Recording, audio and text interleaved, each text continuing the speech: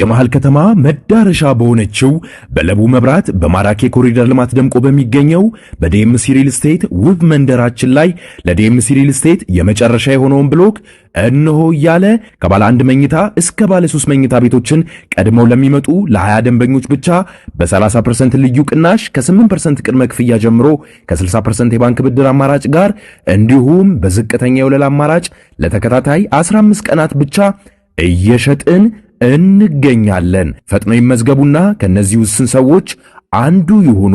ለመመዝገብ በ0902888831 ላይ ይደውሉ። ዲኤምሲ ሪል ስቴት።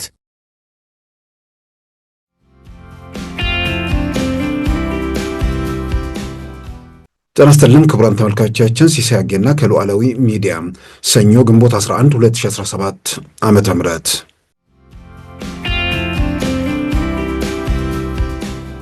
የመጨረሻ ያለኝ ሐሳብ ትግራይ ሆነው አሁንም በሆነ ሰበብ ሌላ ጦርነት ለመፍጠር ቢፈልጉ ሰዎች ተው በሏቸው፣ ጥቅም ስለሌለው በኋላ አልነገረንም እንዳትሉ።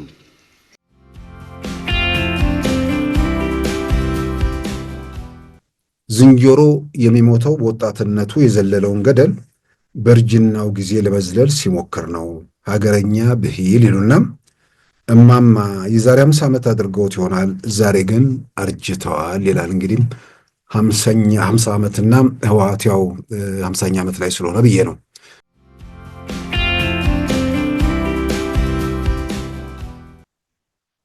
ጀነራል ታደሰ እንግዲህ ያው አሁንም ከፌደራል መንግስት ጋር እየተንቀሳቀሱ ነው። ምንም ጥያቄ ውስጥ የሚገባ ነገር አይደለም።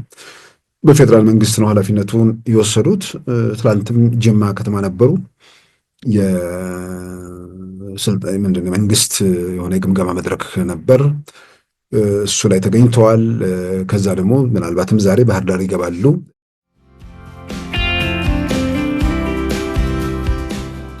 የመንግስትም ግዴታው ነው። ጤና ባለሙያዎቹና ተወካዮቻቸው በዚህ ዙሪያ መስራት ይገባል። በማስገደድ ይመጣል የሚለው ነገር በፍጹም ሊሆን የሚችል ነገር አይደለም። እንዳልኩት ነው። መልሼ ለማስታወስ የሆነ ነገር ከተገደደ ሌላ ማስገዳጅ ሁኔታ ይመጣብኛል ብሎ ስለሚያስብ ይሄኛውን መንገድ በታምር ሊቀበለው አይችልም።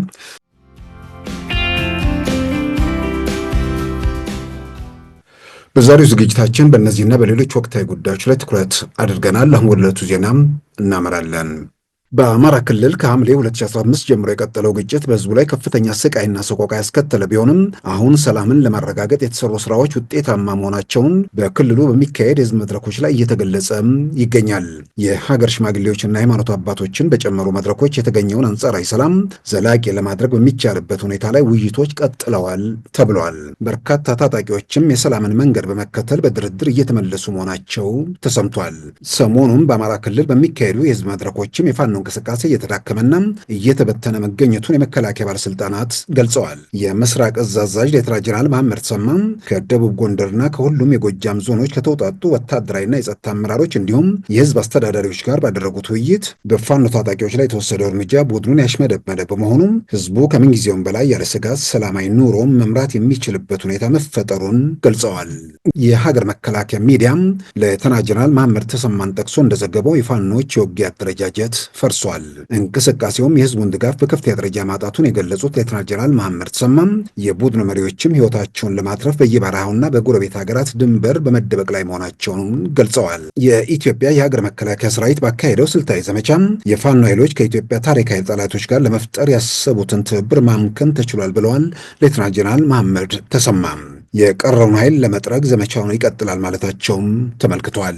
በተለያየ አደረጃጀት ሲንቀሳቀሱ የነበሩት የፋኖ ታጣቂዎች ወደ አንድ ለመሰብሰብ የተደረገው ጥረት በእስክንድርና ዘመነ ካሴ የመሪነት ፉክክር ባለመሳካቱ የፋኖ ኃይሎች በይፋ በሁለት ቡድን መከፈል ብቻ ሳይሆን እስከ መታኮስ የደረሰ ዘመቻ ውስጥ መግባታቸውም ይታወሳል። ከአራቱ የአማራ ክልል አካባቢዎች የተወከሉ ወይንም የሚንቀሳቀሱ በሁለቱም ቡድን ውስጥ የሚገኙ በመሆናቸው ልዩነቱ በአንድ ክፍለ ሀገር ውስጥ ጭምር መሆኑን አረጋግጧል።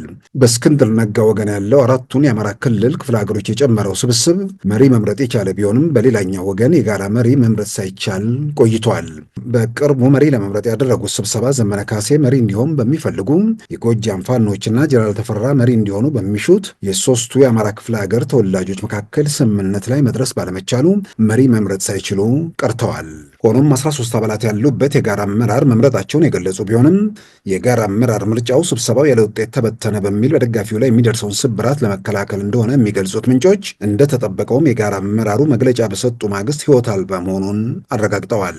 መሪ መምረጥ የቻለው የእስክንድር ነጋ ቡድንም እስክንድር ነጋም ለትግሉ እንቅፋት ሆኗል ብሎ በማመን ከኃላፊነት ሊያነሳው መወሰኑን በቅርቡ ይህንንም ያደርጋል ተብሎ እንደሚጠበቅ ምንጮች ገልጸዋል።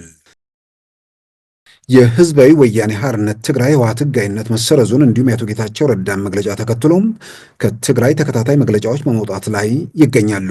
አቶ ጌታቸው ረዳም በኤክስ ገጻቸው ለትግራይ ጊዜ አስተዳደር በይፋ ያቀረቡት ጥያቄም የሰሞኑ መነጋገሪያ ሆኖ ቀጥሏል። በህገ ወጥ የሰዎች ዝውውር ተሳታፊ የሆኑ የ231 ሰዎች ዝርዝርን የያዘ 69 ገጽ ሰነድም ተበትኗል። ህዝባዊ ወያኔ ሓርነት ትግራይ ህወሓት በኢትዮጵያ ብሔራዊ ምርጫ ቦርድ ባለፈው ሳምንት መሰረዙን ተከትሎ የተሰረዘ ህወሓት ሊቀመንበሩ በዶክተር ደብረጽዮን ገብረ ሚካኤል ስም ለአፍሪካ ህብረት አስቸኳይ ስብሰባ እንዲጠራና የምርጫ ቦርድ ውሳኔ በኢትዮጵያ መንግስት እንዲታገር ጥሪ ማቅረቡም ይታወሳል።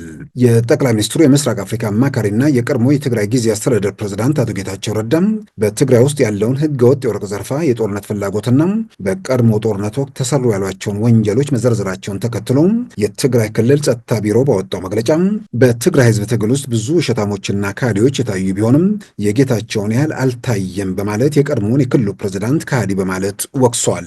በህገ ወጥ የወርቅ ንግድ ተሳታፊ በሚል የተጠቀሱትን የጦር አዛዦች ስማቸው መነሳቱንም ሰራዊቱን ለመከፋፈልና ለመበተን ነው በሚል ከሷል። በጦር ሜዳ የራሳቸውን ታጣቂዎች ገደሉ በሚል የቀረበውንም ክስ አስተባብለዋል። አቶ ጌታቸው ረዳ በራሳቸው ላይ ታቀደ ያሉትንም ግድያ በጀነራል ፍስሐ ኪዳኑ የሚመራው የትግራይ ክልል የሰላምና ጸጥታ ቢሮም አስተባብለዋል።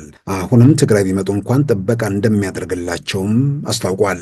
በዶክተር ደብረጽዮን የሚመራው የተሰረዘው ህወሓትም ባወጣው መግለጫ አቶ ጌታቸው በህወሓት በትግራይ ክልል ባለስልጣናት፣ በጸጥታ ኃይሉ አዛዦችና በተቋማቱ ላይ ከፍተኛ ፕሮፓጋንዳ ዘመቻ አካሂደዋል በማለት ወቅሶ የፌዴራሉ መንግስት በአቶ ጌታቸው በኩል የከፈተው ዘመቻ የፕሪቶሪያውን የሰላም ስምምነት አንቀጽ 3ን ይጥሳል በማለትም የመንግስትን እርምጃ ከፍተኛ ስጋት ፈጥሯል ብሏል። የትግራይ ጊዜ አስተዳደርም የአቶ ጌታቸውን ቃለ ምልልስ በተመለከተ መግለጫ አውጥቷል። በዚህም አቶ ጌታቸው በአመራር ዘመናቸው ኃላፊነታቸውን በአግባቡ አልተወጡም በማለት ወቅሶ የትግራይን ብሔራዊ ጉዳይ ኃላፊነት በጎደለውና ተጠያቂነትን በመሸሽ አቅርበዋል በማለት ከሷል።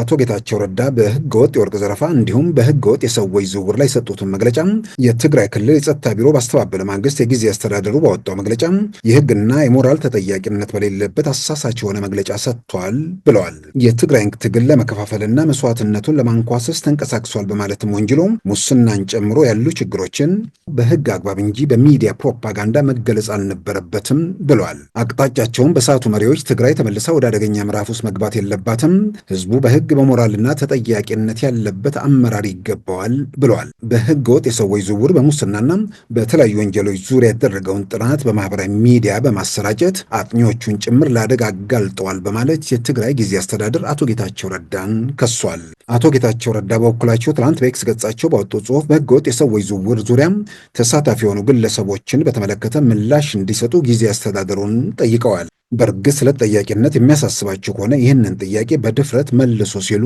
ጠይቀዋል። በህገ ወጥ የሰዎች ዝውውር በሙስናና በተለያዩ ወንጀሎች የተዘረዘሩ የ231 ሰዎችን ስም ዝርዝር የያዘ 69 ገጽ ሰነድ በማህበራዊ ሚዲያ መበተኑም ተመልክቷል።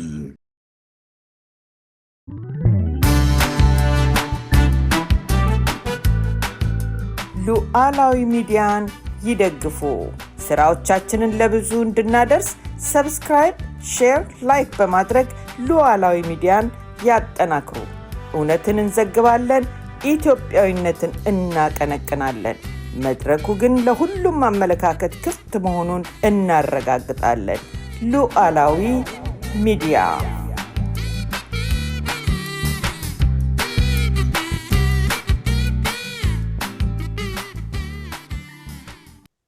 ክቡራን ተመልካቾቻችን ከሰሞኑ እያነጋገረ የቀጠለው በህዝባዊ ወያኔ ሓርነት ትግራይ መሰረዝና ያን ተከትሎ ከትግራይ የሚወጡ መግለጫዎች እንዲሁም በአቶ ጌታቸው ላይ የሚሰጡ አስተያየቶች፣ በሌላም በኩል ደግሞ ወደ 69 ገጽ ሪፖርት ማለትም በትግራይ ያለውን ህገወጥ የሰዎች ዝውውርና አጠቃላይ የተለያዩ ወንጀሎችን በተመለከተ ከሀገሪቱ በክልሉ ከሚንቀሳቀሱ የጦር ጀነራሎች እስከ ተራ ቀበሌ ኃላፊዎች ድረስ የ231 ሰዎችን ዝርዝር የያዘ ሰነድ መበተኑም ያው ይፋ ሆኗል። ይህን በተመለከተም የትግራይ ጊዜ አስተዳደር በአቶ ጌታቸው ላይ መግለጫ አውጥቷል። ከእሳቸውን ባሻገር ከጊዜ አስተዳደሩ ባሻገር የተለያዩ ቡድኖችና አካላት አቶ ጌታቸው ላይ መግለጫ ማውጣታቸው ይታወሳል።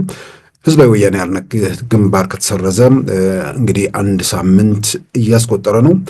ይህም በተመለከተ ለአፍሪካ ህብረት የቀረበውም ጥያቄ በምን ደረጃ ላይ እንዳለ በይፋ የሚታወቅ ነገር የለም። ነገር ግን በኢትዮጵያ መንግስትና በህዝባዊ ወያኔ ሓርነት ትግራይ መካከልም ህገወጥ ከሆነ ፓርቲ ወይ ደግሞ በምርጫ ቦርድ ከማይታወቅ ፓርቲ ጋር መገናኘት የሚቻልበት የህግ መሰረት እንደሌለም የህግ ባለሙያዎች ይገልጻሉ። የፕሪቶሪያው ስምምነት ከዚህ አንጻር ህወሓት ከሌለ ፕሪቶሪያው ስምምነት አለ ወይ የሚለውን መከራከሪያም የፕሪቶሪያው ስምምነት ሰላምን የማውረድ የጥይትን ድምፅ የማቆም ስምምነት ነው። ያንን ተከትሎ ትግራይ ውስጥ የሚንቀሳቀስ ጊዜያዊ አስተዳደር አለ። ጊዜያዊ አስተዳደሩ ባለበት ሁኔታ ውስጥ ሌላ አካል መኖር አለመኖር ከፕሪቶሪያው ስምምነት ጋር ሊያገናኘው የሚችል ጉዳይ አይደለም የሚል የህግ መከራከሪያዎችም አሉ። ስለዚህ የህዝባዊ ወያኔ ሓርነት ትግራይን በተመለከተ ባሉ እስካሁን በምናያቸው የምንረዳቸው ጉዳዮች ተመልሶ ወደ ፓርቲነት ሊመለስ የሚችልበት እድል እየተዘጋም ምናልባትም በሌላ ስያሜ በአዲስ ስም እዛ ውስጥ የሚንቀሳቀሱ ሰዎች ፓርቲ ሆኖ ሊመጡ ይችሉ ካልሆነ በስተቀር ከዚህ በኋላ ህዝባዊ ወያኔ ሓርነት ትግራይ ህወሓት የሚባል ፓርቲ በኢትዮጵያ ውስጥ ህሉና ኑሮት ሊቀጥል የሚችልበት እድል የተዘጋ እንደሆነ በተለያየ መንገድ እንግዲህ የምንረዳው ምናልባትም ለመንግስትም ከደጋግሜ እንዳልኩት ቀለል የሚልለት ይሄ ቡድን ይሄ እንቅስቃሴ በተለያየ የትግራይ አካባቢዎች ተቃውሞ እየቀረበበት ከመሆኑ ጋር ተያይዞ ይሄ ቡድን እንደ ነፃ አውጪም ከነፃ አውጪም በላይ የእግዚአብሔር መልእክተኛ እንደ መላእክትም ጭምር ለህዝብ መብት ለዜጎች ደህንነት ለትግራይ ህዝብ ለሁሉ ነገር ደራሽ ተደርጎ ሲወሰድ የነበረ ቡድን ቀማኛ ዘራፊ መሆኑ ከውስጥ ጭምር እየተገለጸ በመምጣቱ ከዚያ እልቂት በኋላም ተመልሶ ለሌላ እልቂት የሚሰናዳ የአረመኔነት ጥግ የሚንጸባረቅባቸው ግለሰቦችን ያቀፈ ቡድን በመሆኑም ህብረተሰቡ ውስጥ ከፍተኛ መነጠል፣ መገለል ወይ ደግሞ ተቃውሞ እየቀረበበት ስለመጣም ከዚህ በኋላ ለኢትዮጵያ መንግስት ህወሓትን ህጋዊ ለማድረግ ሌላ የህግ ማሻሻያ ውስጥ ይገባል ብለን አናምንም። በሌላም በኩል ደግሞ የኢትዮጵያ ብሔራዊ ምርጫ ቦርድ በህጉ መሰረት ከዚህ በኋላ ይህንን ቡድን ህጋዊ ለማድረግ እስካሁን ባለው ህግ ማለት ነው ሌላ ምንም አይነት መንገድ የለም። ስለዚህ ህጋዊ ለመሆን ያለው እድል የኢትዮጵያ መንግስት እንደገና ተመልሶ ወደ ፓርላማ ሄዶ ህግ የሚያሻሽል ከሆነ ያ ደግሞ የህግ ባለሙያዎች እንደሚሉት ወይ ደግሞ ለመንግስትም ቅርበት ያላቸው የህግ ባለሙያዎች እንደሚገልጹት የሀገሪቱን ህግ መቀለጃ ማድረግ ነው ሊሆን የሚችለው። ስለዚህ ህወሓት በ2018 በኢትዮጵያ የሚካሄደው ምርጫ ላይ ተሳትፎ በህወሓትነት ሳይሆን እዛ ውስጥ ያሉ ሰዎች በግለሰብ ደረጃ ወይ ደግሞ ሌላ ፓርቲ አደራጅተው ሊሳተፉ የሚችሉበት እድል ይኖራል ተብሎ ይታመናል። አቶ ጌታቸውና ቡድናቸው በሌላ ስያሜ እንቅስቃሴ ውስጥ መሆናቸው በግልጽ ይታወቃል። እነ ዶክተር ደብረጽዮንም ያው መተኮስ እንችላለን ብለው ካሰቡ ወይ ደግሞ ስማችን ለማስመለስ ትንሽ እንሞክር የሚል ነገርም ካሉ ያው ስም ማስመለስ ሳይሆን ራስንም ለማጣት ጭምር የሚፈጸም ምንድነው የአጥፍቶ ጠፊ ሙከራ ላይ መሆን እድሉ ሰፊ ነው። በዚህ ረገድ እንደውም ትላንትና የጠቅላይ ሚኒስትር አብይ የማህበራዊ ዘርፍ አማካሪ ዲያቆን ዳንኤል ክብረት በማህበራዊ ገጻቸው ላይ የጻፉት አጭር አስተያየት አለም። እሱ በስም ህወሓት ብለው አይጠቅሱም። በግልጽ ህወሓትን እንደመሆነም የሚያጠራጥር ነገር አይደለም። እንዲህ ይላሉ። ዝንጀሮ የሚሞተው በወጣትነቱ የዘለለውን ገደል በእርጅናው ጊዜ ለመዝለል ሲሞክር ነው። ሀገረኛ ብሂል ይሉና እማማ የዛሬ 50 ዓመት አድርገውት ይሆናል፣ ዛሬ ግን አርጅተዋል ይላል። እንግዲህ 50 ዓመትና ህወሓት ያው 50ኛ ዓመት ላይ ስለሆነ ብዬ ነው። በሌላም በኩል በግልጽ የምናያቸው የምንረዳቸው ነገሮችም ከዚህ ጋር የሚያያዙ በመሆናቸው ስለዚህ ምናልባት እየሞከሩ ምናልባትም እያሰቡ ሊሆን ይችላልና እረፉ የሚል መልእክትም ነው። ከዚህ ቀደም ጠቅላይ ሚኒስትር አብይም በአደባባይ በግልጽ ነግረዋቸዋል። የትግራይ ተወላጅ ኢትዮጵያንን በአዲስ አበባም በጠቅላይ ሚኒስትሩ ጽሕፈት ቤት ባነጋገሩበት ወቅት ከዓመት በፊት ነው እንግዲህ እዛ ሆነው አሁንም ጦርነት የሚያስቡ ሰዎች አሉ እረፉ በሏቸው የሚል መልእክት ያን ያስተላልፈው ነበር። የመጨረሻ ያለኝ ሐሳብ ትግራይ ሆነው አሁንም በሆነ ሰበብ ሌላ ጦርነት ለመፍጠር ቢፈልጉ ሰዎች ተው በሏቸው፣ ጥቅም ስለሌለው በኋላ አልነገረንም እንዳትሉ፣ ይቅርብን፣ እንነጋገር። እናንተ እስካሁን ድረስ እናነጋግረው ብላችሁ እኔ አላናገርም ብዬ አላቅም። ማናገር ስትፈልጉ ጉዳይ ካላችሁ እንደዛሬው ወይ ለጌታችሁ ወይ ለአብርሃም ለካችሁ 10 15 20 ሆናችሁ አነጋግሩ። ለማነጋገር ዝግጁ ነኝ። ከዚያ ውጪ ውጊያ አያስፈልግም። ከመጣ ሌላ ጥፋት ነው የሚያመጣው። እስካሁን ከመጣ በላይ ጥፋት ያመጣል። ይሄን በእናንተ በኩል አደራ። ያኔ ካስተላለፉበት ጊዜ ጀምሮ ምናልባትም ዝም ብሎ የሰላምን ጉዳይ ብቻ ትኩረት አድርገው ሄደው ቢሆን ኖሮ ምናልባትም ተፈናቃዮች ዛሬ ሁሉ ነገር ተመልሰው ወደ መኖሪያ ቤታቸው ሰፈራቸው ገብተው በድንኳን ውስጥ ፀሐይና ሐሩር ፀሐይና ቁር እየተፈራረቀባቸው በእንደዚህ አይነት አስጨናቂ ህይወት ውስጥ እንዲቀጥሉ አይደረግም ነበር። ምናልባትም ትግራይ ውስጥ ያለው ሁኔታ በኢኮኖሚውን በተወሰነ ደረጃ ለማነቃቃት ያለው እድል ይሰፋ ነበር። ይህን ሁሉ ለማድረግ ባለመፍቀድ ተመልሶ ከስልጣን ውጭ ማሰብ መኖር ስለማይፈልጉ ከምንም በላይ ደግሞ በቅርቡ አቶ ጌታቸውም ግልጽ ባደረጉት ሜዳ ላይ ነው የሰጧቸው። ምንም ጥያቄ ውስጥ የሚገባ ነገር አይደለም። ሜዳ ላይ የሰጡት ህወሓት የሚባለውን ቡድን አይደለም። ብዙ ጊዜ እንትን የሚሉት ነገር አለ። ህወሓትን በተመለከተ በግልጽ የተናገሩት ነገር አለ። የትግራይን በተመለከተ ትግራይ ውስጥ ወጥ የሆነ አደረጃጀት ማለትም የትግራይን ህዝብ እንደ ህዝብ በአንድ መስመር ውስጥ አካቶ ማታገል ህወሓት ሚና አለው ብለዋል። በሌላ በኩል ደግሞ ህወሓት ውስጥ ያሉ ሰው ግለሰቦች እንደገናም ደግሞ የህወሓት እርጅና ማለትም ያስተሳሰብ እርጅና በትግራይ ውስጥ የፈጠረውን ችግር በዝርዝር ጠቅሰዋል። ድርጅት ሊያረጅ ይችላል፣ ግን የታደሱ ሰዎች ሲኖሩ ደግሞ ከእርጅና ወደ ወጣትነት ሊመለስ የሚችልበት እድል እንዳለ ግልጽ ነው። ነገር ግን ድርጅቱንም ሐሳቡን የምንድን ነው ድርጅቱንና ድርጅቱን የያዙ ሰዎች የአብሮ ማርጀታቸውና የሐሳብ ለውጥ አለማምጣታቸው የፈጠረው የሐሳብ ለማውጣት አለመፈለጋቸው ብቻ ሳይሆን እንታገልለታለን፣ እንሞትለታለን የሚሉትን ህዝብ ለመከራና ለስቃይ ለመዳረግ እነሱ የሚገኝ ነገር ካለ ለነሱ የትግራይ ወጣት ማለቅ ቁጥር ነው። 600 ሺህ ብለዋል። ምንድን ነው ኦባሳንጆ የገለጹት እነ 600 ሺህ ማነሳው እነሱ 1 ሚሊዮን እያሉ ነው። 1 ሚሊዮን ሰዎች ናቸው። በቃ ምንም ቁጥር ነው። ሌላ 1 ሚሊዮን ካለም እንትን ቢል ለነ ዶክተር ደብረጽዮን ምንም ጉዳያቸው እንዳልሆነ ዛሬ ላይ ሆኖ ማንም ሰው የሚገመግመው ነገር ነው። እርግጥ እነሱንም የሚደግፉ ሰዎች ጭምር ቆም ብለው ማየት ያለባቸው ከኢትዮጵያ ፌዴራል መንግስት በፕሪቶሪያው ስምምነት መሰረት ብዙ ጊዜ አልተመለሰም የሚባል ነገር አለ። ምንድን ነው ያልተመለሰው ነገር? የተፈናቃዮች መመለስ የፕሪቶሪያ ስምምነት ስለሚልም ሳይሆን እንደ ኢትዮጵያ ሁሉም ኢትዮጵያ ያገባዋል። እንደ መንግስት ደግሞ ኃላፊነት አለበት። ሰዎች ከመጠለያ ከድንኳን ውስጥ ወጥተው ወደ መኖሪያ ሰፈራቸው መመለስ። ያንን ለማድረግ ማን ነው እንቅፋት የፈጠረው? ሰዎች ሰፈራቸው ቀያቸው ገብተው በሰላም አርሰው ነግደው እንዳይበሉ የህወሓት አስተዳደር አብሮ ካልተመለሰ በሚል የተሰጡ መግለጫዎች፣ በአደባባይ የተሰጡ መግለጫዎች ፍላጎታቸው ምን እንደሆነ በግልጽ የሚያንጸባርቁ ናቸው። ህወሓት ሄዶ ወልቃይትን ራያን ምናምን ካላስተዳደረ የተፈናቃዮቹ ለምን ድንኳኑ ስለምን ሲኦልስ ቢገቡ ደንታቸው አይደለም። ስለዚህ የተፈናቃዮቹን በተመለከተ በኢትዮጵያ መንግስት በኩል የአማራ ክልልና የትግራይ ጊዜ አስተዳደርን ጨምሮ ተፈናቃዮቹ በሚመለሱበት ሁኔታ ላይ የጋራ ምክክር አድርገው የመፍትሄ አቅጣጫ አስቀምጠው ዝርዝር ነገሮች ተነድፈው ጉዞ ተጀምሯል። የጸጥታ ኃላፊነቱ ሙሉ ሙሉ የሀገር መከላከያ ሰራዊት እንዲወስድ፣ የትኛውም የጸጥታ ኃይል በአካባቢው እንዳይኖር ይህን መሰረት ያደረገ እንቅስቃሴ ተጀምሮ ብዙ ርቀት በተለይ በራያና በጠገዴ በኩል እንቅስቃሴዎች ከታዩ በኋላ እንዲቆም ነው ይደረገው።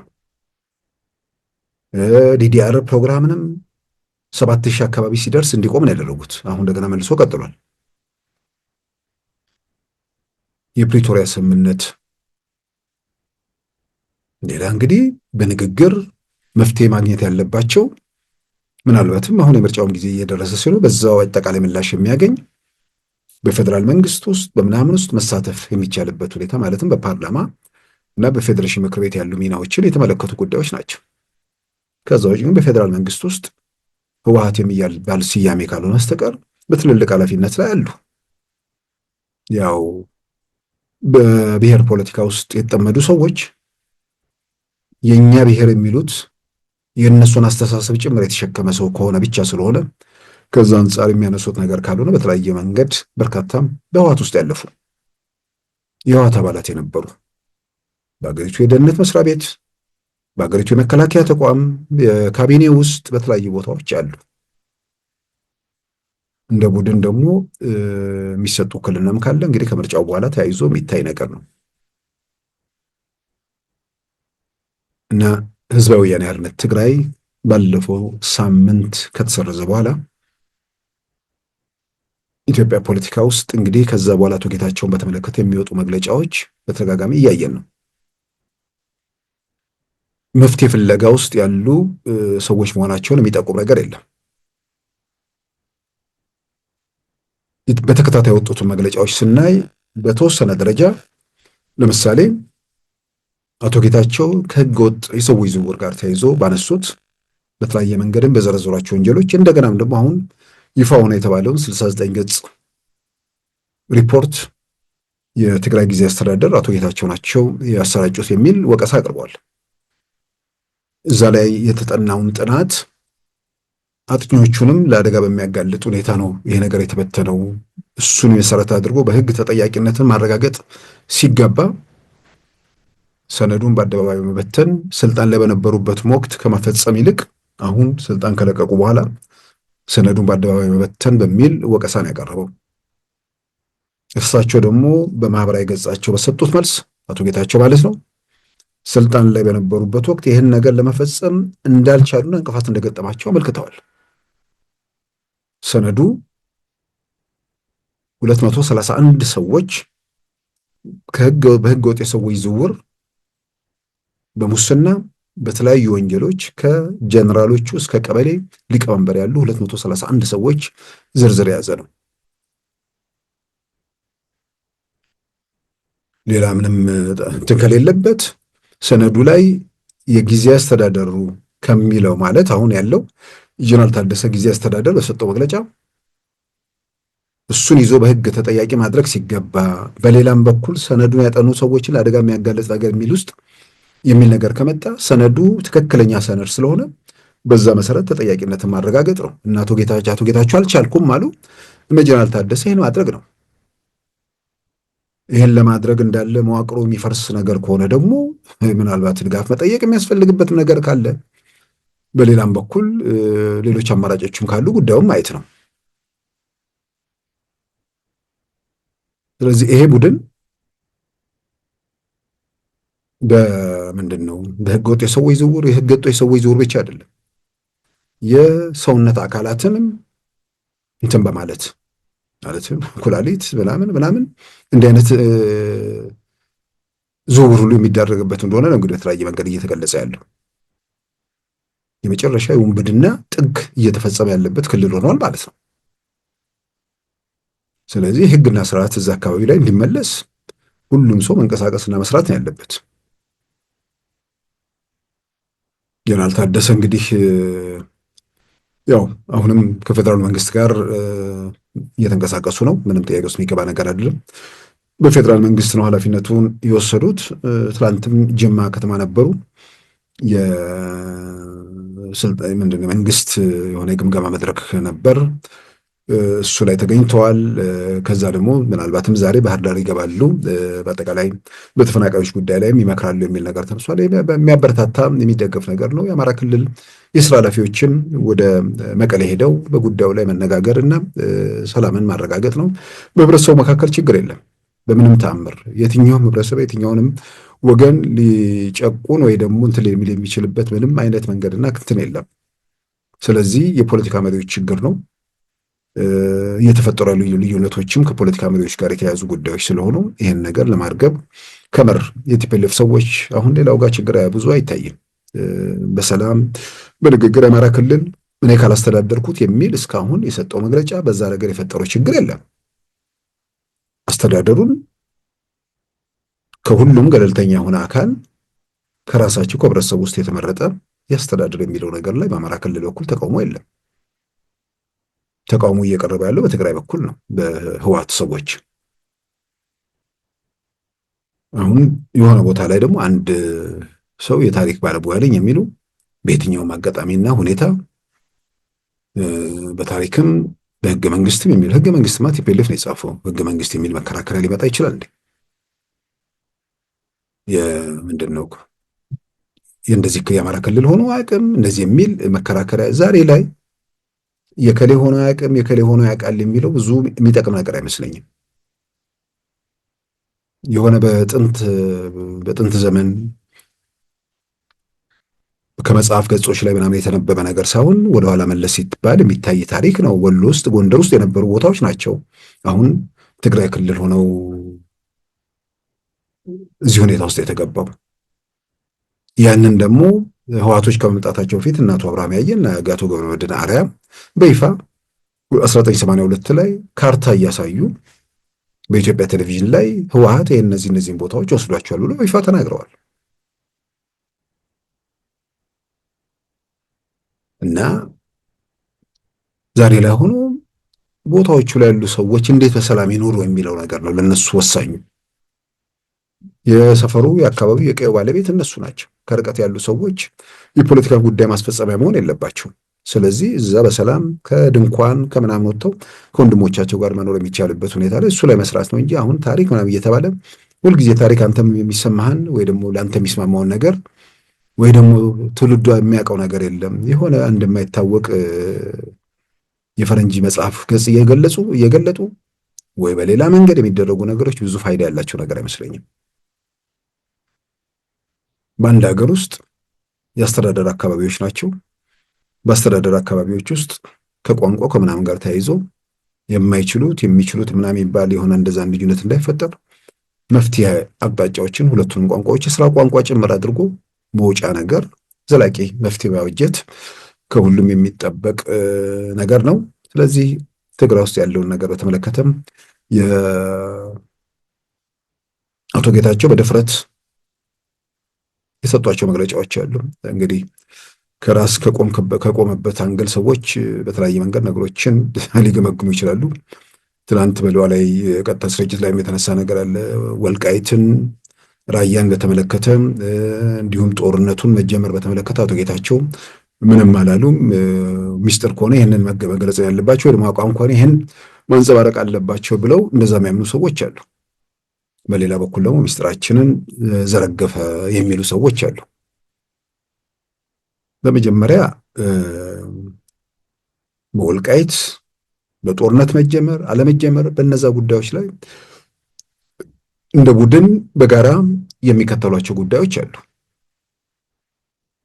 የወልቃይት ጉዳይ ላይ ምናልባት መውጫ ነገር ብለው መንግስት የተቀመጠውን አቅጣጫ ሊያምኑ ይችላሉ።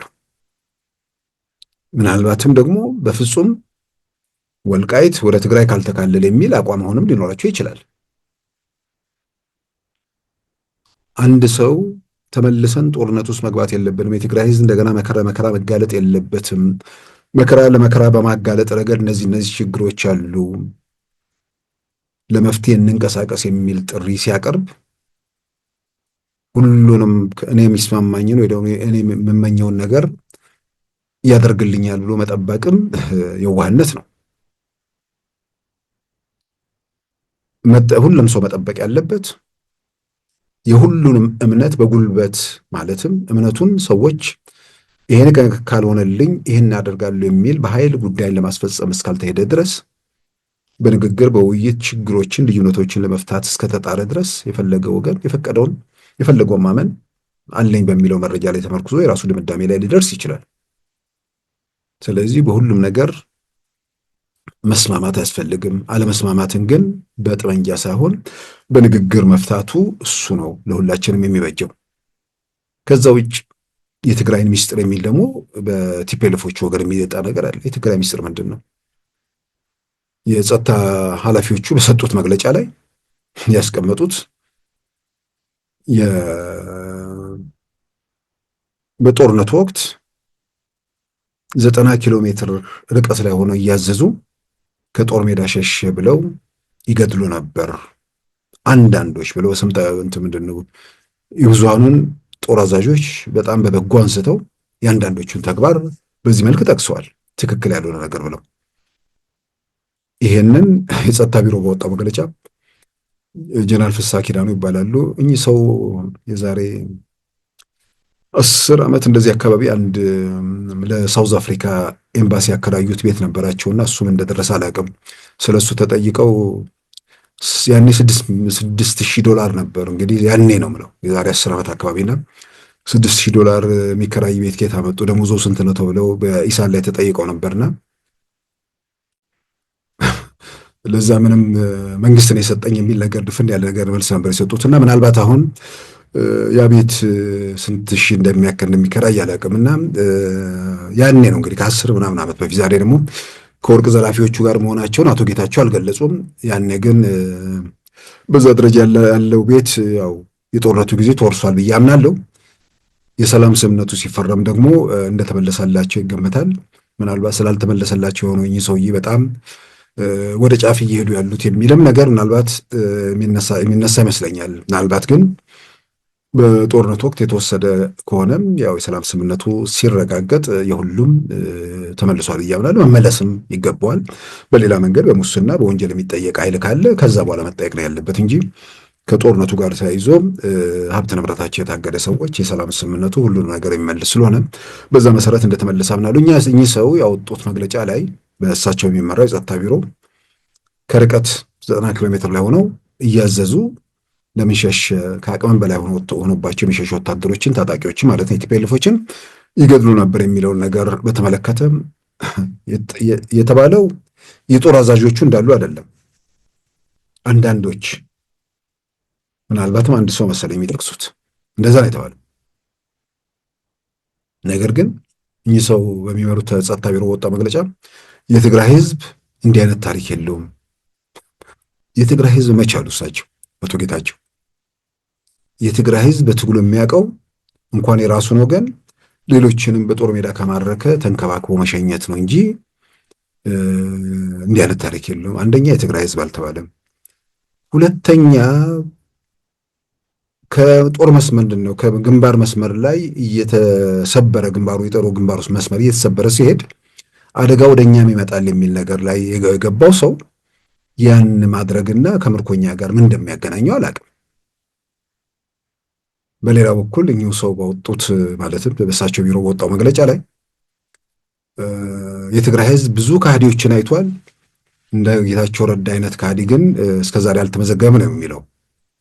እንግዲህ የነ ጀነራል ፍስሐ ኪዳኑ መግለጫ ከሃዲ በዚህ ደረጃ ክህደት የፈጸመ የለም የሚል ነገር አንስተዋል። እንግዲህ ለነሱ ክህደት ማለት አንደኛ የመጀመሪያው ህወሓት እነ ዶክተር አረጋይ በርሄ እነ ኢንጂነር ገዳይ ዘርአጽዮን ከፓርቲ ወጡበትን ከዛ በኋላ ደግሞ ስልጣን ከያዙ ከ10 ዓመት በኋላ በ1993 ደግሞ የተከፈለ ህወሓት እና አቶ ስዬ አብርሃም እና አቶ ተወልደ እና አቶ ገብሩ የለቀቁበትን ሁኔታ ይመስለኛል። አሁን ደግሞ የአቶ ጌታቸውን ወጥተው በአደባባይ ብዙ ነገር አድርገዋል የሚል ነው። በአደባባይ ያደረጉት ነገር ምንድን ነው? በወንጀል ውስጥ ያሉ ከወንጀላቸው ጋር ለመኖር በሌላም በኩል ደግሞ ወንጀላቸውን ለመቀጠልም ከዚህም ባሻገር በወንጀል እንጠየቃለን የሚል ስጋትም በእነዚህ ሁሉ ይህንን ለመሸሽ ወይ ደግሞ ወንጀል ምንድን ነው ዘረፋቸውን ለማጠናከር ሲሉ ወደ ጦርነት መግባትን እንዳማራጭ አድርገው የሚከተሉ ወጣቱ እንደገና ለመማገድ የሚንቀሳቀሱ ሰዎች መኖራቸውን አንስተው በዛ ረገድ የገለጹት ነገር ካልሆነ በስተቀር ክህደት የሚለውን ነገር በተለይ አሁን እነሱ የጸጥታ ሰራተኞች ናቸው፣ ህዝባዊ ወያነ ሓርነት ትግራይ አባላት አይደለንም ነው የሚሉት። ስለዚህ በፓርቲ ደረጃ ክህደት ተፈጽሞም ከሆነ እነሱ የሚመለከታቸው ነገር አይደለም። በፓርቲ ደረጃስ ምንድን ነው ክህደት የሚለው ነገር ደግሞ አብሮ መምጣትም ያለበት ነገር ነው። የሀሳብ ልዩነት ወይ ደግሞ የአቋም ልዩነቶች መጥተዋል። ያንን የብሔራዊ ምርጫ ቦርድ ሰርተፍኬት ከመስጠት ካለመስጠት በፊትም ጀምሮ የቀጠለ ነገር ነው። የውስጥ ሽኩቻ ነው። ከጦርነቱ ማግስት ጀምሮ በልዩነት ውስጥ የቀጠሉ ሰዎች ናቸው። በጦርነቱ ማግስት ከስራ አስፈጻሚ አንድ ሰው አባረዋል። ከማዕከላዊ ኮሚቴ ሌላ ሰው አባረዋል። ማባረር ሲሆን ለአንዴና ለመጨረሻ ዝም ብሎ ማባረር ሳይሆን ከተራ አባልነት ጭምር የህወሓት አባል መሆን አትችሉም ተብሎ ነገ ወይዘሮ ኬሪያ ኢብራሂም ከፓርቲው ሰንበተዋል። ከዛን ጊዜ ጀምሮ በቀውስ ውስጥ በንግግር በግምገማ ውስጥ የቀጠለ ቡድን ነው። ልዩነቱ እየሰፋ መጥቶ እንግዲህ ከህጋዊነቱ ጋር ተያይዞ እንደገና ነገሮች የደረሱበት ደረጃ ላይ ደርሰዋል። የትግራይ ህዝብ ወደ ጦርነት መግባት የለበትም። ጥያቄዎቻችንን በሰላም እንጨርሳለን፣ በሰላም መፈታት አለባቸው። የጦርነት አማራጭ አይበጀንም። ትግራይ መልሳ የጦር ሜዳ መሆን የለባትም። በህወሓት ጥያቄ በህወሓት ጉዳይ ብቻ ሳይሆን ከኤርትራ ጋር ቢፈጠር ግጭት የጦርነት አውድማ መሆን የለባትም። ስለዚህ ወደ ግጭት የሚያስገቡ ነገሮች መቅረት አለባቸው የሚል አቋም ነው እንግዲህ በይፋ እየተገለጸውና ጀነራል ፍስሐም ክህደት የሚለውን ከየት አንጻር ከምን አንጻር እንደተመለከቱት አላቅም። ምናልባት ወንጀል ቢፈጸምም ነውር ቢከወንም የውስጥ ጉዳይ ስለሆነ በአማርኛና በመንግስት ሚዲያ መናገር አልነበረባቸው ለኛው መግለጽ አለባቸው የሚል ነገር ካልሆነ በስተቀር እሱንም እንግዲህ እስካሁን ድረስ እኮ እናቶ እነ ጀነራል ፍስሐ ኪዳኑ ራሳቸው አደባባይ ወጥተው ይህን ነገር አውግዘው በትግርኛ ተናግረው ህብረተሰቡ ጋር የትግራይ ህዝብ ጋር ይህን አድርሰውት ቢሆን ኖሮ እኛ እኮ ችግሩን እኛም ተረድተናል፣ ለጥያቄውን በተመለከተ ለህብረተሰቡም እኮ ተናግረናል ብለው አፋቸው ሞልተው ለመናገር ለመከራከር የሚያስችላቸው ሁኔታ ይኖራል። ነገር ግን ሸፋፍኖ ወንጀለኞችን ደብቆ ምናልባትም የወንጀሉ ተባባሪ ሆኖ ባሉበት ሁኔታ ውስጥ ለትግራይ ህዝብ ተሟጋች ተቆርቋሪ ተመልሶ ወደ ግጭትና ወደ ሁከት መፍጠር በሚደረግ ሂደት ውስጥ ይህን እያደረጉ በመግለጫ የሆነ ነገር በመግለጫ ሆኖ ጉዳዮችን ለማድበስበስ የሚደረጉ ጥረቶች ብዙ የሚጠቅሙ አይመስለኝም። ስለዚህ አቶ ጌታቸው የዘረዘሯቸው ነገሮች አሉ። እነሱ ትክክል ናቸው፣ ትክክል አይደሉም። የወጣው 69 ገጽ ጥናት እዛ ላይ የተዘረዘሩ ሰዎችን አሁን የጸጥታ ቢሮ ሰዎችን በቁጥጥር ስር ማድረግና ምርመራ ማድረግ ይችላል። ይሄ ፖሊስ ተግባር ነው ብለው መቼም ቀልድንም እንደማይቀልዱ እርግጠኛ ነኝ። ፖሊስማ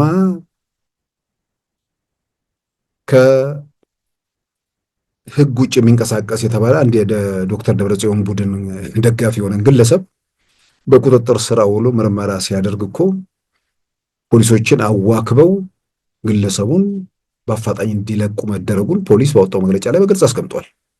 ከአቅሜ በላይ ስለሆነ ለቀኩ ብሎ።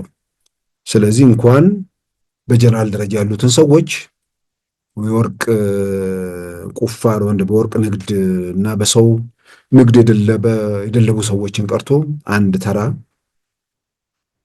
አክቲቪስት እንኳን ለማሰርና ለመመርመር ስልጣን የሌለው ፖሊስ ነው ትግራይ ውስጥ ያለው።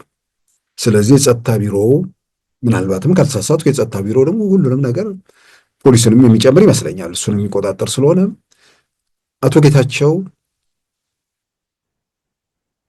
ክህደት ፈጽመዋል፣ ዝም ብሎ ስም ማጥፋት ነገር ከውነዋል ለማለት ወይ ሰዎቹን ይዞ መመርመር ወይንም ምርመራውን በእንድ ሰዎቹ ላይ መቀጠል ሳይዙም ሳያስሯቸው ምርመራ መቀጠል ይቻላል። ያንን በማድረግ ለትግራይ ህዝብ እውነተኛውን የተፈጸመውን ነገር ግልጽ ማድረግ ነው። ከኢትዮጵያ ንግድ ባንክ የተዘረፈ ገንዘብ ለግል ኪሳቸው የሚያውሉ ዘረፋን የመተዳደሪያቸው ያደረጉ በዘረፋ ህንፃ ያገነቡ በዘረፋ አሁንም በውጭ ሀገር በሪል ስቴት ኩባንያ ወይ ደግሞ መኖሪያ ቤት እየገነቡ ያሉ ሰዎች በህብረተሰቡ ላይ እየቀለዱ ስቃይና ሰቆቃውን እየጨመሩ እንዲሄዱ መፍቀድ በምንም መመዘኛ ተቀባይነት የሚኖረው አይመስለኝም። ደስ የሚለው ነገር ትግራይ ውስጥ ህብረተሰቡ ተንቀሳቅሷል። ህወሓት የሚባል ነገር ያው በተለያየ መንገድ ትግራይ ውስጥ የሚንጸባረቀውን ነገር በማህበራዊ ገጽ ላይ የሚጻፈውንም በተለያየ መንገድ የሚተንትን የሚለውንም ነገር ወደ ሻምበል ላይ ሶሎዳ ሚዲያ ላይ በደንብ በዝርዝር የቀረበውን ተከታትያለሁ። ትግራይ ውስጥ በአብዛኛው ደስተኝነት ነው ያለው፣ በፖለቲካ ፓርቲዎች ጭምር። አንዳንድ ጤነኛ ያልሆኑ ሰዎች አሉ። በጣም አንዴ ምንድን ነው የፖለቲካ ፓርቲ ውስጥ ያሉ አንዳንድ ግለሰቦች አሉ። በፊትም እኔ በነገራችን ላይ ቲፒኤልኤፍ ያደራጃቸው ወይ ደግሞ ቲፒኤልኤፍን እያጀቡ የነበሩ ትግራይ ውስጥ የሚንቀሳቀሱ ፓርቲዎች በተለይ ከአረና ውጭ የተመሰረቱት አረና ውስጥ ቢያንስ የሚታወቁ ሰዎች አሉ። የቀድሞዎቹ እና አቶ ገብሩ አስራት እና ወይዘሮ አረጋሽ ምናምን ስላሉበት የሆነ ሲሪየስ የሆነ ፓርቲ መሆኑን ብዙ ሰው ይገነዘባል። ሌሎቹ ግን በተለያየ መንገድ የሚሰጧቸው መግለጫው ምናምን ሲታይ በአንድ በኩል ተጨባጩን ዓለም የሚገነዘባሉ ወይ የሚል ነገር የሚያስነሱ ናቸው። የሆነ ምንድነው ትግራይ ሀገር ትሆናለች ምናምን የሚል እንትን ከህወሓት በላይ ህወሓትን ሌላው እኛን ጋር መስራት ካልቻላችሁ ሌሎቹ ምን ይመስላሉ የሚለውን ለማሳየት ያቋቋማቸው የሚመስሉ ናቸው። ወደ ጫፍ በጣም ከመጠን በላይ ወደ ጫፍ ይሄዳሉ እና አንዳንዶቹ ደግሞ በጣም ግልብ የሆኑ አሁን ሰሞኑ አንዱ መግለጫ ሰጠ ምናምን የሚባል ሁሌ የሚናገረውን ነገር ይሰማል። ራሱ ሚዲያ ላይ የሚያቀርቡት ሰዎች ሁሉ ይገርሙኛል። ስለዚህ እንደዛ አይነት አካባቢ ላይ የሚፈጠሩ አንዳንድ እንትኖች ካልሆኑ በስተቀር በሌላም በኩል የዶክተር ደብረጽዮን ደጋፊዎች ከዚህም በተጨማሪ በዚህ ደረጃ ለምን ሚስጥሮች አደባባይ ተገለጡ የሚሉ ግለሰቦች፣ ከሌላም በኩል ደግሞ ብልጽግና እየቀናው ነው ብለው የሆነ ይሄ መንግስት ሲፈርስ አይተው በማግስቱ ብንሞት ጋር አይቆጨንም የሚል በጥላቸው ውስጣቸው የሚንተከተክ ሰዎች ህወሓት እየተዳከመ ስልጣን ላይ ያለው መንግስት እየጠናከረ ነው ብለው ስላሰቡ እነዚህ አካባቢ የሚታዩ ቁጭቶች፣ ንዴቶች ካለ በስተቀር ህብረተሰቡ ጋር በተለያየ መንገድ እንደምናየው ከዚህ አዙሪት መውጣት እንደሚፈልግ፣ ሰላሙን እንደሚፈልግ፣ የሰቆቃው ምዕራፍ እንዲዘጋ እንደሚፈልግ፣ ለዚህ ምክንያቱ የሆነው ደግሞ ህወሓት መሆኑን እየተገነዘበ መምጣቱን የሚያሳዩ ነገሮች ናቸው።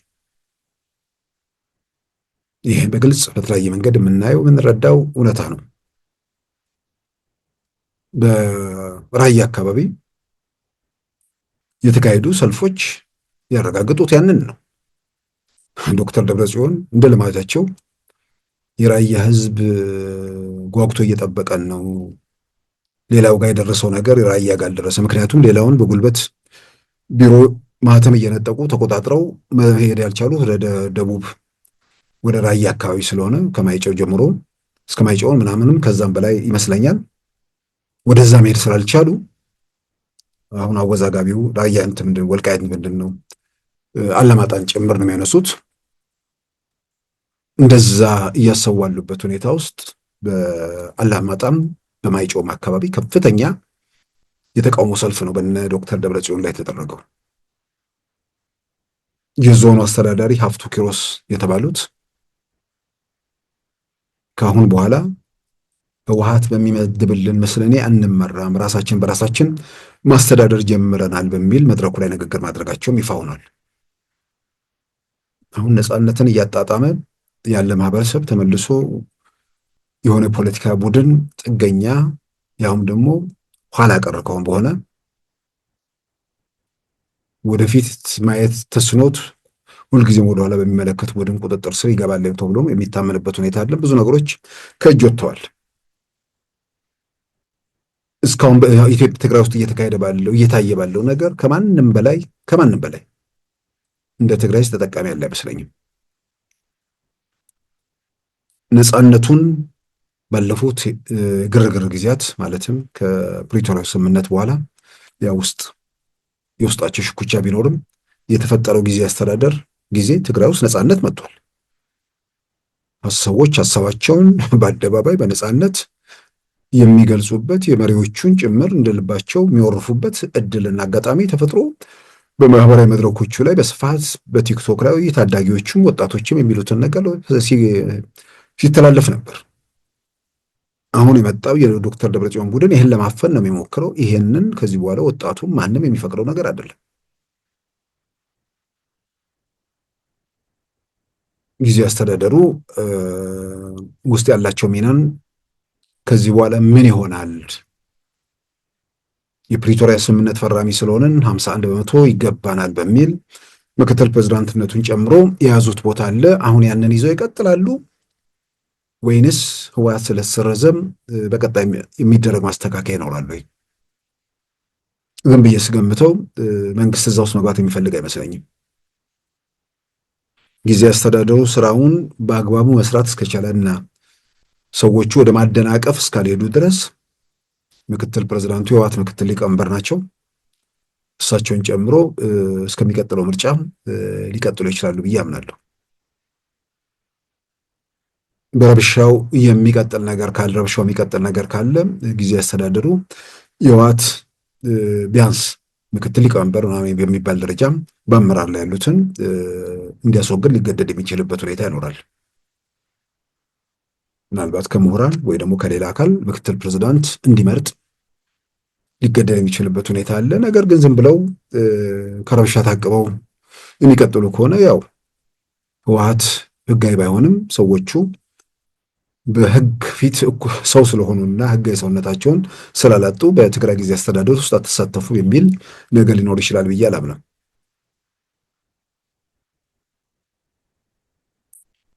በዛ መልክ ሁኔታዎች ይቀጥላሉ ብለን ተስፋ እናደርጋለን። ከዚህ ውጭ ግን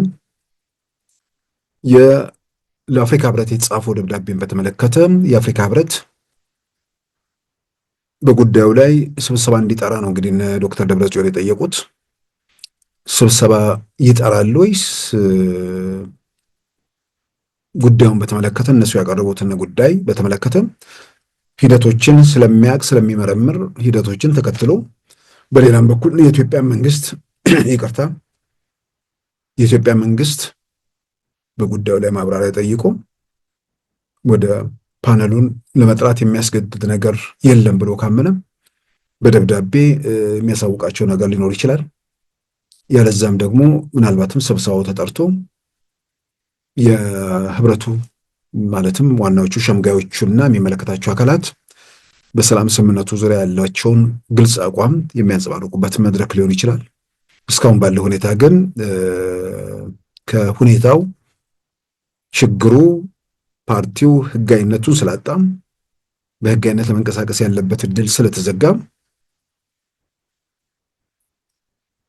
ማነው በህብረቱና ሽምግልናው በመሩት ወገኖች ዘንድ ጉዳዩ አሳሳቢ ሆነ ቢያዩት ኖሮ አጣዳፊ ነገር ውስጥ ሊገቡ ይችሉ ነበር። ነገር ግን የሚለወጥ ነገር ይኖራል ብዬ አላምንም።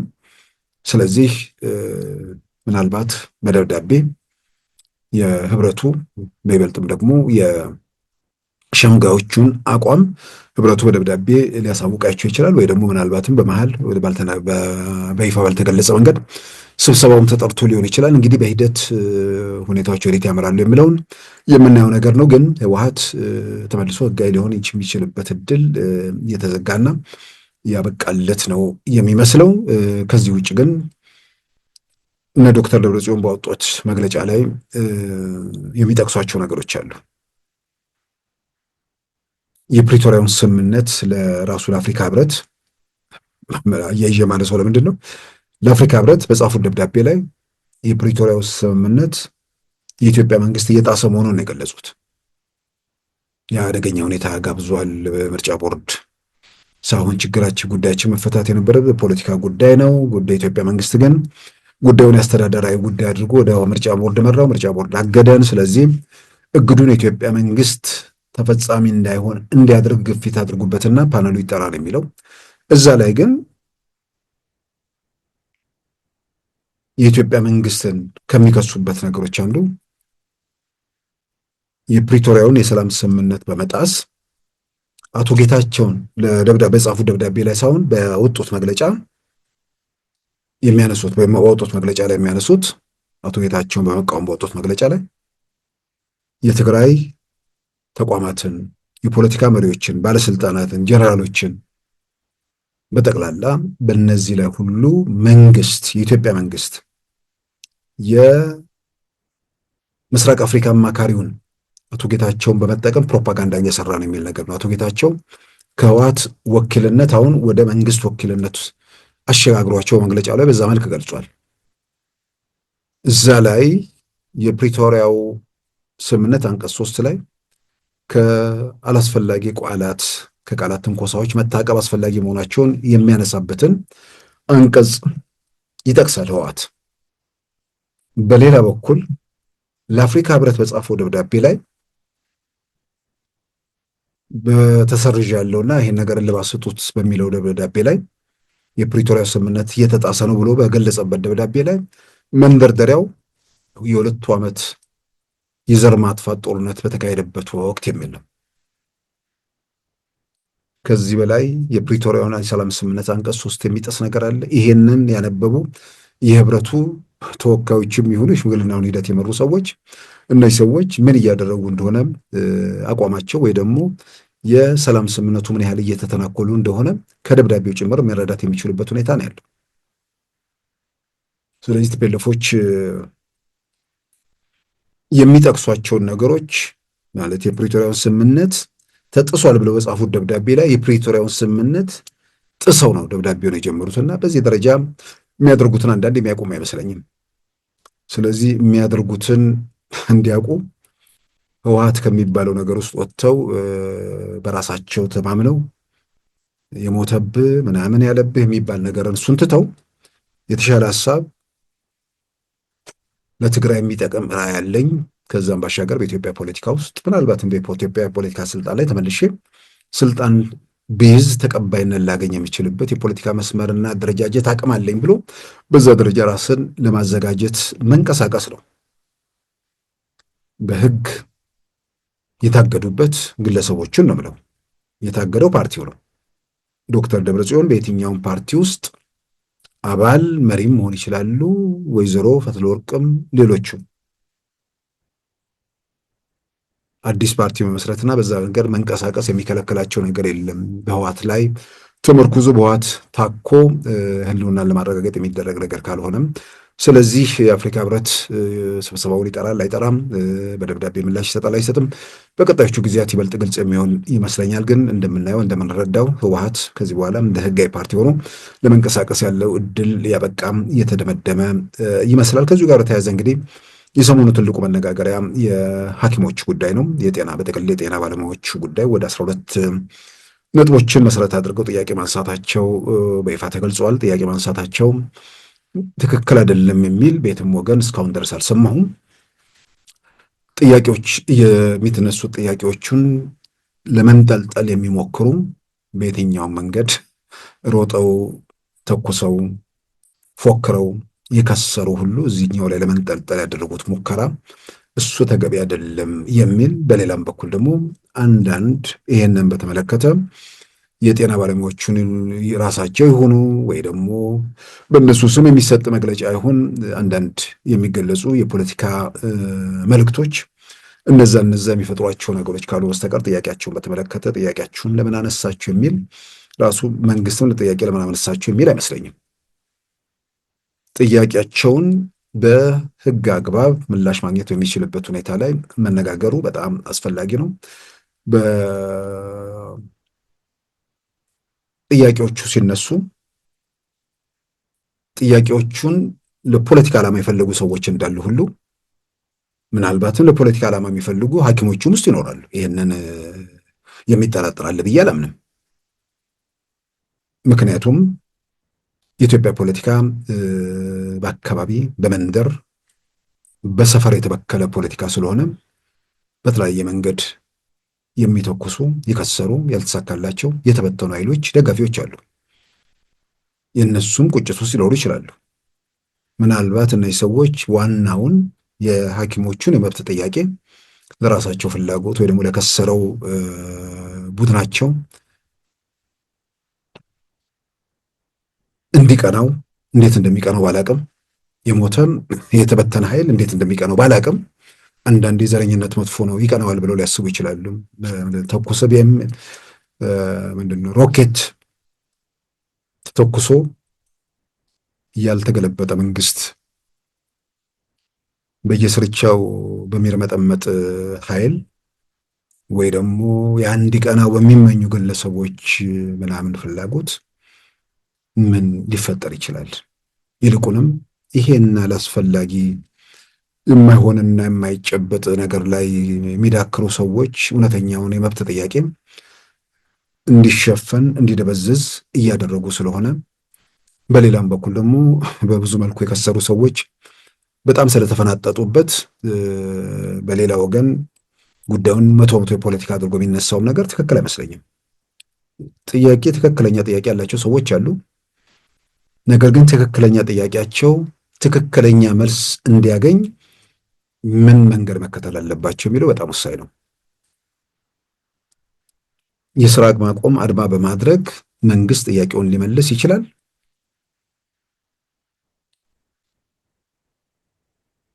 ተገዶ የጤና የሕክምና ሰር በሽተኞች እንዳይሞቱ ስራዎች እንዳይታጎሉ ያን ሊያደርግ ይችላል ብለው የሚያስቡ ካሉ በጣም እውነታውን በደንብ የተገነዘቡ አይመስለኝም። በዛ ደረጃ ስራዎች እንዳይቆሙ የሚሰሩ የጤና ባለሙያዎች እንዳሉም ስለሚታመን፣ ከዛም ባሻገር መንግስት ተገዶ መልስ የሚሰጥ ከሆነ ኢትዮጵያ ውስጥ ማዕት ጥያቄዎች ናቸው ያሉት።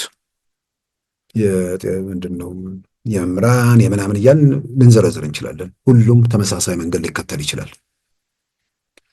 ምናልባት ብዙዎች የሚያስታውሱት ከሆነ ኢትዮጵያ ውስጥ ቲፒኤልኤፍ ወደ ስልጣን እንደመጣ የመጀመሪያው ተቃውሞ የኢትዮጵያ ንግድ ባንክ ተቃውሞ ነበር።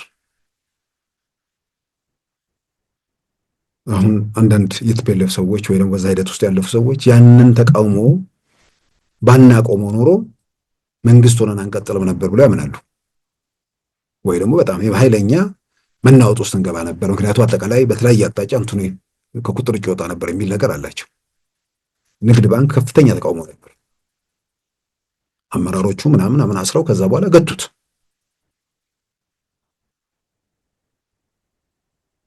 ሌላ ተቃውሞ እንዳይመጣ ያውን ደግሞ ኢትዮጵያን ባለችበት ሁኔታ ብዙ ነገር እየተስተካከለ ቢሆንም ይነስም ይብዛ የሚተኩሱ ሰዎች አሉ በየሰፈራቸውም ቢሆን። ከፊት ለፊት ደግሞ የ2018 ምርጫ አለ። ይህ ባለበት ሁኔታ ውስጥ መንግስት ተገዶ ለመመለስ ይችላል ብዬ በተአምር አላምንም። ከተገደለ ሌሎች አስገዳጆች እንደገና መንገድ እንደሚከፈትላቸው የሚያጠራጥር ነገር አይደለም። ስለዚህ መንግስት በማስገደድ መንግስትን ጥያቄውን ማስመለስ እንደማይቻል መቶ እርግጠኛ መሆን ያስፈልጋል።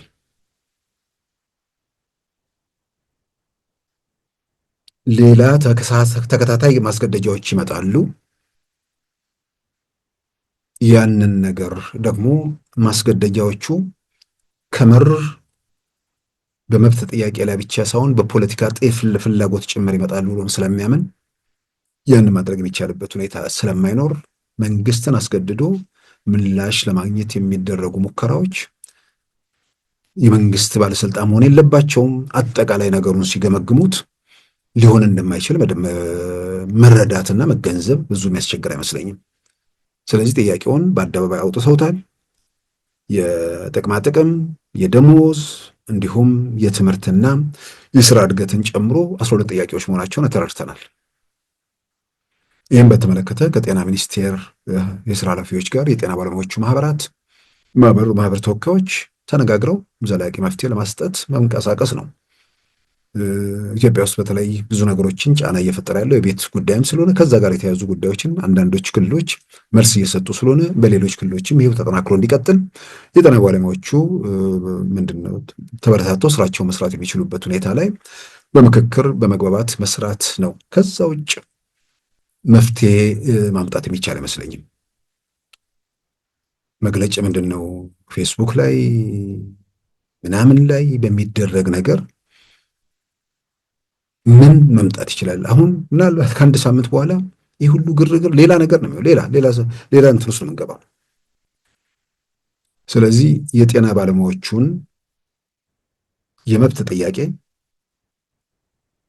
ለመንጠልጠል እዛ ላይ ለመንጠልጠል የሚደረገው ሙከራ ጥያቄውን በመበረዘት ጥያቄውን ደግሞ የተዛባ አቅጣጫ እንዲሄድ ለማድረግ እንዲሄድ መንገድ እየከፈተ እንደሆነ ብንረዳም የጤና ባለሙያዎቹ ጥያቄ ያን እንዳልሆነ መንግስት ይረዳዋል ብዬ አምናለሁ።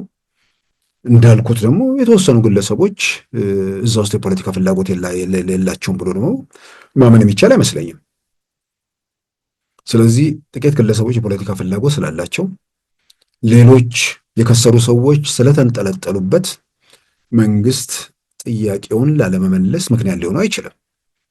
ጥያቄውን በተመለከተ እንዴት ይመለስ የሚለው ላይ መነጋገር፣ መቼ ይመለስ የሚለው ላይ መምከር፣ ቅደም ተከተሎቹ ላይ መዋየትና መፍትሄ መስጠት የመንግስትም ግዴታው ነው። ጤና ባለሙያዎቹና ተወካዮቻቸው በዚህ ዙሪያ መስራት ይገባል። በማስገደድ ይመጣል የሚለው ነገር በፍጹም ሊሆን የሚችል ነገር አይደለም።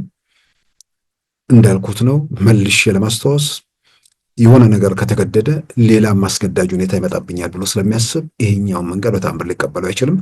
ስለዚህ በምክክር በንግግር ዘላቂ መፍትሄ የሚመጣበት ሁኔታ ላይ መስራቱና ለልባቱ በጋራ መንቀሳቀሱ ይጠቅማል ብዬ በግሌም አምናለሁ። ክቡራን ተመልካቾቻችን የዛሬ ሰኞ ግንቦት 11 2017 ፕሮግራማችን በዚሁ ተጠናቋል። ጤና ይስጥልን።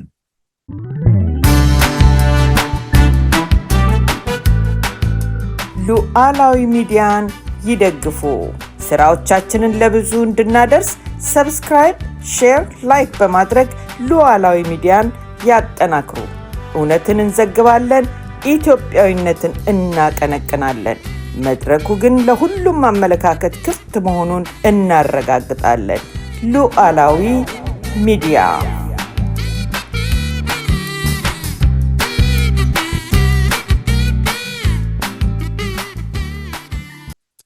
የዛሬ ሰኞ ግንቦት 11 2017 ፕሮግራማችን በዚሁ ተጠናቋል። ጤና ይስጥልን።